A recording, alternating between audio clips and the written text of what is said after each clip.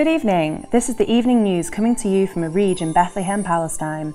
Tonight we will present to you a recap of the major events of the Palestinian-Israeli negotiations of 2013. On January 22, 2013, Netanyahu pulled a narrow victory in a tight election, but it was still enough to make him the head of the 33rd Israeli government.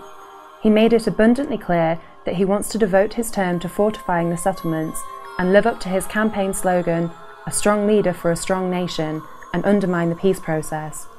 He pledged plans and tenders for 775 new housing units and settlements that month.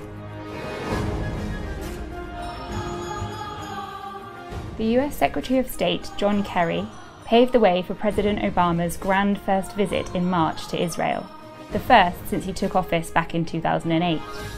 However, the Israeli Prime Minister, Netenyahu, decided to destroy any anticipations surrounding the upcoming visit, and abolished hopes of recreating the Annapolis 2007 scenario, when settlement construction was frozen during negotiations with the Palestinians.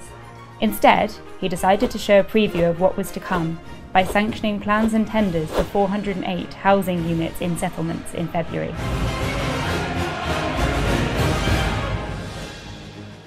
It looks like many strings were pulled to prevent Israel's Prime Minister Netanyahu from announcing plans and tenders for Israeli settlements during Obama's visit to Israel and the Palestinian territory.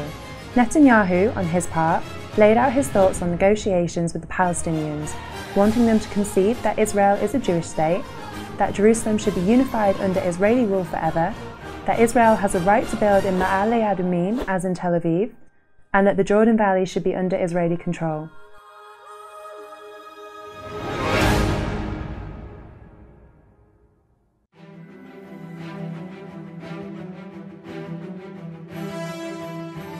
In April 2013, Netanyahu waved goodbye to Obama and received his perks of $3.4 billion in funds and deals, including jet fighters and high-tech missiles.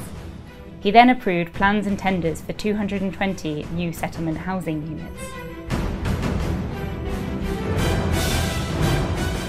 In May 2013, the US Secretary of State John Kerry returned to set the groundwork for the dormant peace talks in an attempt to jumpstart negotiations. But Netanyahu responded swiftly and vigorously by accelerating plans and tenders for 1,447 new settlement housing units. In June 2013, John Kerry returned to the region for the fifth time since the beginning of 2013, in his relentless attempts to move the peace process forward.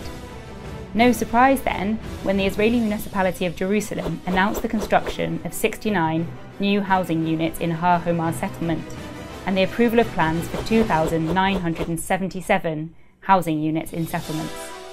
It is therefore suspected at this time that the only tangible result of John Kerry's shuttle trips to Israel in the Middle East is the accumulation of a serious amount of frequent flyer air miles.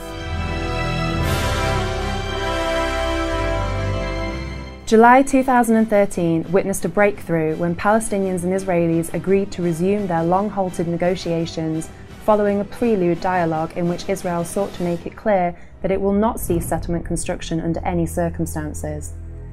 By the time the first round of negotiations started on the 31st of July, the Israeli authorities had already issued approvals of plans and tenders for 1,573 new settlement housing units. Prior to the second round of negotiations, on August the 13th, Israel issued approvals of plans and tenders for 2,125 new settlement housing units, undermining the new claims of renewed confidence in the peace process and inflicting detrimental damage on the negotiations. It seems that Israel is attempting to try a new course of action and break away from the typical reaction associated with every official US visit to Israel and the Palestinian territory.